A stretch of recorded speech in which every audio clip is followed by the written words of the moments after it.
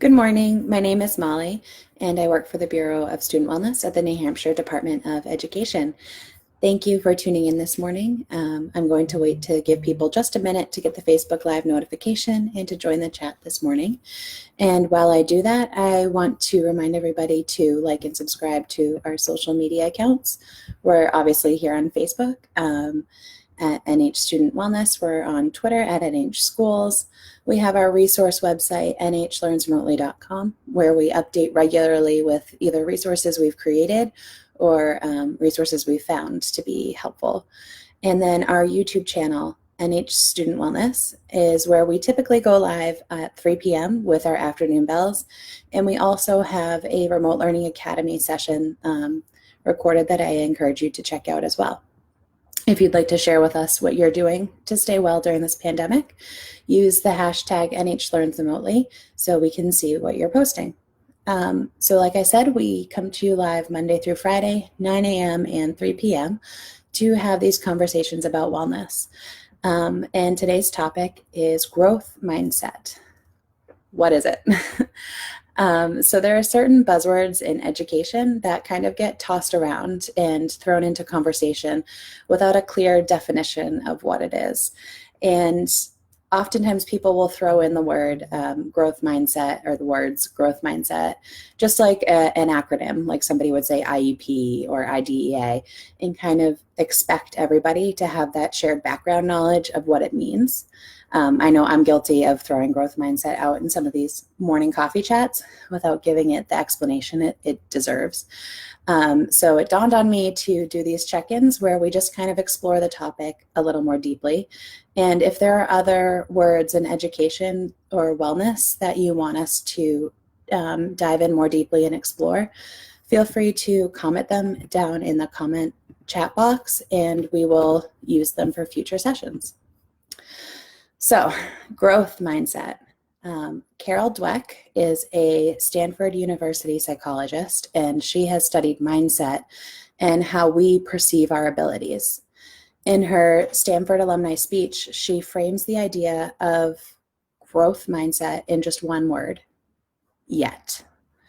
She gives the example of a school using a grading system based on failure, and a school where they took the grade of failure and replaced it with the grade of not yet, meaning the student just hasn't met their goal yet. Failure as a grade is an ending point, but not yet is the recognition that there's a learning curve and it's a launching point or a direction to work toward.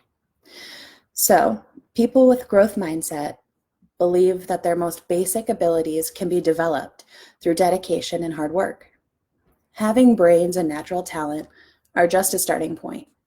That's great if you have them, but they're not necessary for success. People with growth mindset see effort and difficulty as a chance to get smarter or to develop new skills. This seems inherently simple, right? I have a growth mindset if I recognize I can put forth the effort and achieve the desired outcomes or improvements. But I want to break this down a little further. What's a mindset?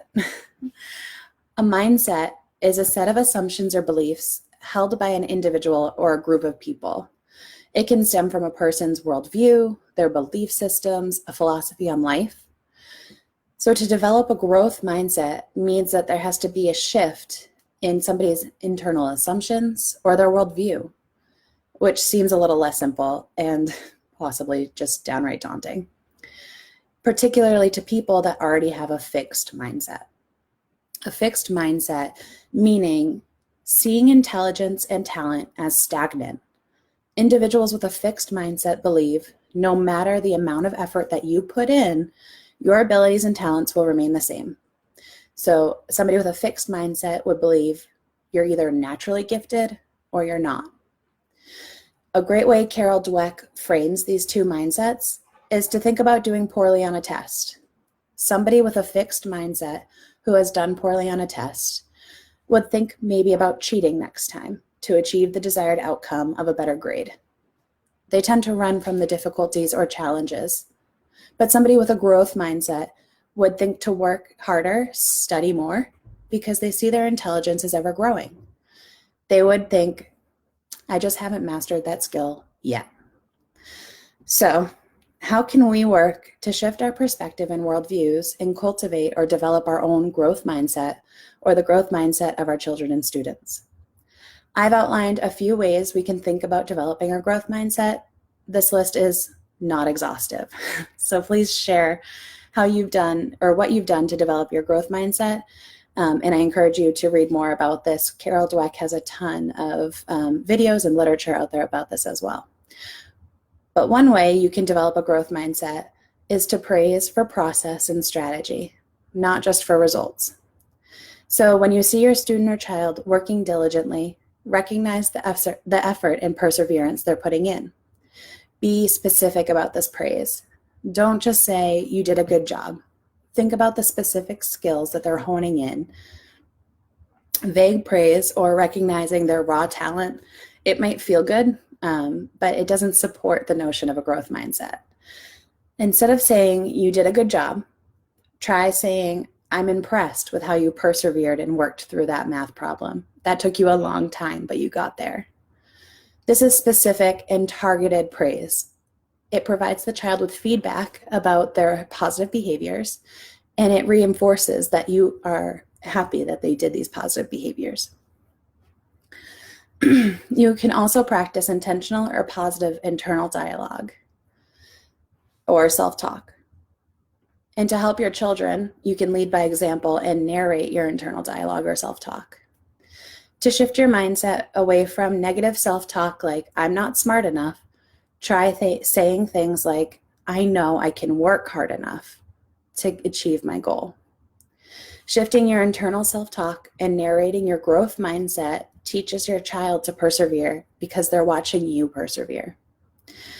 And just like our internal self-talk, we need to shift the words that we say to others. Rather than negative dialogue, shift your language to the things that are going well and look for effort that people are putting into things.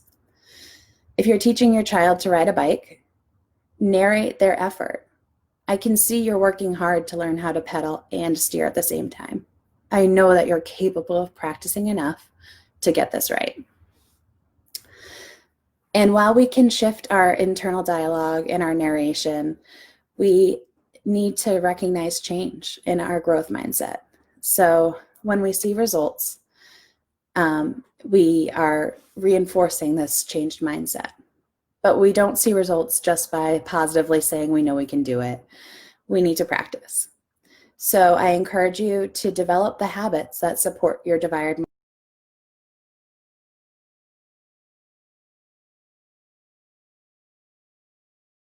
Telling yourself that you know you can cook better, you're not going to develop a better cooking skill, and that's not going to help support your growth mindset. So maybe Zoom chat with a good chef that you know in your life, or you could try YouTube cooking channels.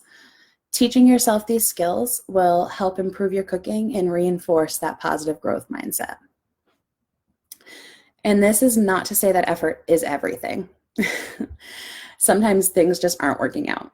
So it's important to try new ways of doing things. If you're trying to do a math problem one way and it just doesn't seem to make sense, look for people that are doing it a different way.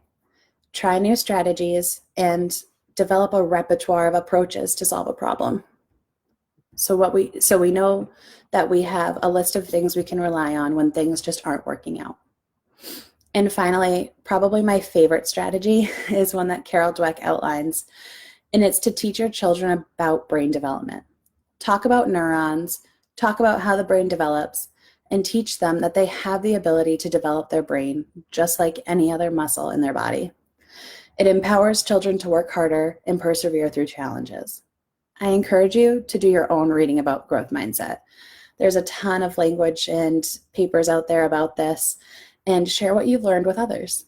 If there are any other buzzwords you want us to explore, share them in the comments below. And if you enjoyed today's discussion, please feel free to check out our other previous wellness check-ins and our coffee chats. And be sure to come back this afternoon at 3 p.m. Instead of going live, we're actually going to be sharing a link for a video that we found particularly inspiring. It is a superintendent, John Severson, and he poses the question, are you in survival mode or are you ready to save lives? So I hope everybody is well and have a great morning.